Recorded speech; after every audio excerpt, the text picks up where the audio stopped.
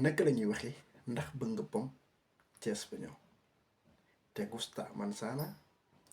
Ndax bëgg nga pom? Me gusta mucho.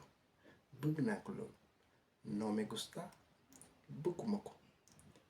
Qué bonito. Lii dafa rafet. Es increíble.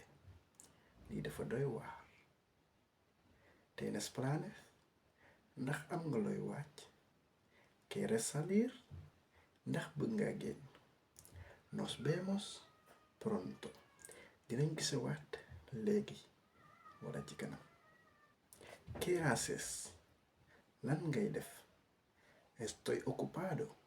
Bu dee góor dama jàpp. Estoy ocupada.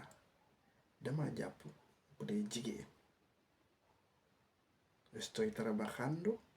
Dama nekk di liggéey.